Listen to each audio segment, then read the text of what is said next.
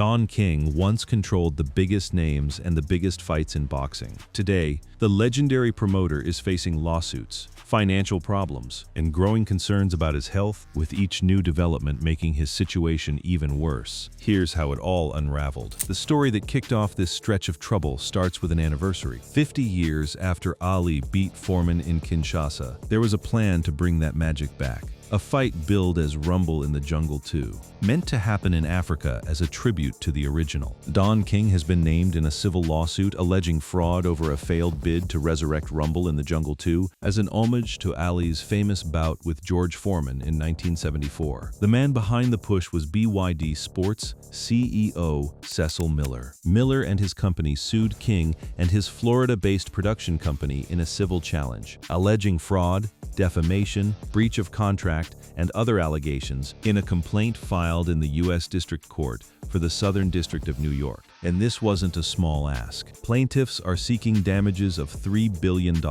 According to the complaint, this whole thing started on good terms. King told Miller that his past controversies were behind him, that he'd embraced religion after his wife's death in 2010, and that by working with Miller, referred to in the complaint as a preacher's son, King could clean up his reputation. On the strength of that relationship, King allegedly encouraged Miller to pursue the anniversary matchup in Africa, which Miller did despite the lack of a formal agreement in place. Then it all fell apart. Miller's attorney, a man named Jones, told Fortune that King pulled back at the worst possible moment. Jones said King derailed the event at the final stages after trying to remain on the fringes of the planning carried out by Miller. Jones didn't hold back on how he felt about it either, calling it confounding given how many people were working on the project, and lamenting that there will never again be a chance to stage a 50th anniversary fight between Foreman and Ali in Africa. King's side told a different story. Court documents show a cease and desist letter identical to one King posted on his own Instagram account, which accuses Miller of falsely representing to government officials that King had authorized him to stage the anniversary event. Miller's lawyer pushed straight back, calling that letter nothing more than sabotage on King's part. Local news back in King's home state of Ohio picked the story up fast, and the framing wasn't kind. Reporters described a well-known boxing promoter who hailed from Cleveland, facing a $3 billion civil lawsuit as his rather infamous reputation was once again brought to the forefront. The complaint itself didn't pull punches describing King either. The filing described King as a flamboyant and controversial boxing promoter, and claimed the empire he built on the backs of some of the greatest fighters in history had been plagued by allegations of corruption, exploitation, and deceit. The suit laid out a long list of legal theories. The lawsuit alleged breach of contract, libel, interference with business relations, negligent misrepresentation, fraud, and more. A summons went out that December, giving King 3 weeks to respond, and a response had not been filed on behalf of King at the time reporters checked. What makes this case sting more than a typical business dispute is the age gap in the room. King wasn't a young hustler anymore, chasing one more deal. He was in his 90s, trying to close out a career that started with Ali and Foreman by reviving the very fight that made him famous in the first place. Instead, that anniversary tribute turned into the biggest dollar figure ever attached to his name in a courtroom. And this wasn't an isolated flare-up either. It fit a pattern that's followed King his whole career. There are two constants to the Don King story: boxing promotion and lawsuits. But even by his own standard, a $3 billion figure landing at 93 years old was something new. It set the tone for what was about to come at him from every direction: real estate, boxing politics, and his own body. While the Rumble in the Jungle lawsuit was still working its way through federal court, a second front opened up, this time over the roof, over King's own company's head.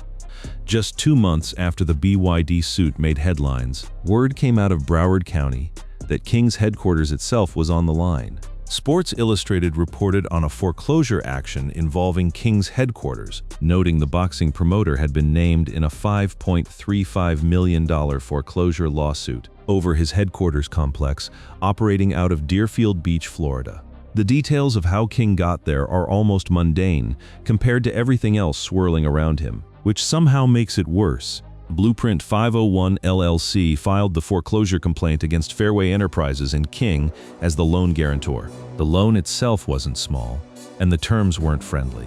A loan was made to Fairway Enterprises and later increased to $5.35 million, carrying an interest rate of 15%, and King had apparently stopped paying it. A $5.35 million loan with a 15% interest rate was provided to Fairway Enterprises and King in 2023, but the lawsuit charged that no payments had been made since August 2024. To put that in perspective, this was the actual physical building. The complex is what Don King Productions operates out of in Deerfield Beach. That's the office, the warehouse, the place where decades of boxing business had been run out of. And it was the exact same 40-year-old, 46,000 square foot building King had bought decades earlier for a fraction of what he now owed. The lender's attorney, David Haber, wasn't shy about who he was dealing with or why he filed. He put it plainly, it doesn't matter who you are, Don King or Mike Tyson. If you don't pay your obligations, you're going to get sued. He added that in this case, the obligations simply weren't met, so his firm had no choice but to file the action. There was also a political wrinkle buried in the coverage. King had spent the run-up to that period posting publicly about his support for Donald Trump, even declaring in a December Instagram post that Trump was God sent, and posting a selfie wearing a MAGA hat alongside Elon Musk. Reporters covering the foreclosure noted the irony of a Trump supporter, facing a forced sale of his own property, while the administration he backed was pushing federal cost-cutting measures. But King, true to form, found a way to slip the punch. He didn't fight the foreclosure in court for long. He sold the building outright. King sold his Deerfield Beach headquarters for $11 million, avoiding foreclosure on the property that had been his company's headquarters, with a Boca Raton construction firm purchasing the building he'd originally bought for $3 million. That was more than double what he owed on the delinquent mortgage, and the lender confirmed the matter was closed. An affiliate of the lending group voluntarily dismissed its lawsuit once the sale went through. So on paper, that particular fire got put out. But it wasn't the only property trouble King was carrying. King was also trying to sell a 52-acre former Jai site in Mangonia Park for about $104 million, a property that was facing its own $38 million foreclosure lawsuit at the same time. One building sold just in time. Another sat facing a foreclosure claim more than 7 times the size of the one he'd just escaped. And this wasn't King's first real estate scare either. Years earlier, he'd tried to sell that same Jai Alai property to a developer, with plans for a mixed-use project featuring a sports facility, retail, a hotel, and schools. But that deal fell apart long before it ever got built. It's the kind of unfinished business that keeps circling back to him. Deals that almost happen. Buildings that almost get lost. Numbers that keep climbing every time his name shows up in a filing. By the time the warehouse sale closed, the story had already shifted to a much bigger battlefield, the boxing business itself, and a wave of money out of Saudi Arabia that was rewriting who actually controls the sport. King spent 70 years running. Here's the strange part of King's story right now. The sport he built is thriving again, using his own playbook, just without him at the center of it. Saudi Arabia's investments are restoring boxing to the glamour and profile it enjoyed during King's era, according to a senior official at one of the sport's main governing bodies. World Boxing Council President Mauricio Suleiman put it directly, saying the money being paid right now is bigger than it's ever been, and that it feels like the moment boxing first arrived in Las Vegas. He went further, crediting the new wave of Saudi promotion with literally bringing back the Don King era, name-checking Ali and Foreman in the same breath. The numbers back him up. Driven by royal court advisor Turki Al-Sheikh, Saudi Arabia has poured millions into staging blockbuster fights over the past 2 years, including Tyson Fury's 2 bouts against Alexander Usyk, with combined prize pots exceeding $100 million. One of those cards alone generated 1.5 million pay-per-view buys. For comparison, one of King's most iconic promotions, the 1997 rematch between Mike Tyson and Evander Holyfield, drew nearly 2 million pay-per-view purchases. So the new king of boxing money is closing in on numbers the old king once owned outright. King wasn't watching from the sidelines quietly, though. He tried to get a piece of the new landscape, and that's where things turned into another courtroom fight. a heavyweight prospect on King's own roster. Michael Hunter had a fight lined up as a build-up to the biggest card of the year, the Canelo Alvarez vs. Terence Crawford event in Las Vegas. Hunter, 24-1-2 with 17 knockouts, was promoted to fight fellow American Jarrell Big Baby Miller as part of the build-up to the Alvarez-Crawford contest. Then that fight collapsed too. Miller, citing legal and regulatory reasons, announced the fight was off, and DKP followed with a lawsuit addressing the involvement of several other boxing entities. King's team went after everyone connected to the card. Don King Productions filed a lawsuit against Ring Magazine, Sela, Michael Hunter, and the WBA, claiming the fight breached its promotional agreement with Hunter. His attorney, Alejandro Brito, framed it as an outright conspiracy. He told reporters that multiple players within boxing induced and colluded with each other to misrepresent the rights and contract between King and his fighter. The written complaint used even sharper language, alleging a coordinated knowing campaign by the WBA and the promoter defendants to undermine and misappropriate DKP's exclusive rights to promote Hunter. The most striking part of all this wasn't the legal theory. It was how openly King's own lawyer talked about his client's age as a vulnerability. Brito told reporters flatly that King is 94 and that he believed the individuals in this lawsuit understood that and were trying to take advantage of it to take over and usurp the business King built. That's not spin from an outsider. That's the man's own legal team publicly arguing his age made him a target. King wasn't even the only aging promoter making that argument. The development followed Queensberry Promotions' Frank Warren preparing his own lawsuit against Sela and TKO for $1 billion on the grounds of his partnership and exclusion from it. Two of boxing's longest-serving promoters from two different continents. Both found themselves suing the same Saudi-backed operation within days of each other. Brito, asked about the overlap, kept his answer short, saying he'd let the Warren lawsuit speak for itself. So, the picture forming here is a promoter watching a business model he pioneered get scaled up to heights he never reached. Bigger purses, bigger buy rates, bigger names, while his own remaining fighter got pulled into someone else's card without him. The lawsuit was as much a statement of frustration as it was a legal filing. But there was still a bigger complication sitting underneath all of it, and it had nothing to do with money. Underneath every legal filing sat a much simpler problem. King's body has been giving out. The health scares started making headlines when King spent an extended stretch in the hospital. Don King said his health was much better than Mike Tyson's comments suggested, claiming he was feeling fine after a 10-day stint in the hospital, releasing a statement through his representatives saying he was recovering and doing well. The statement was brief and to the point, but reporters noted it was clearly meant to reassure fans that his health issues weren't as serious as previously reported. Tyson didn't back off his own account, though.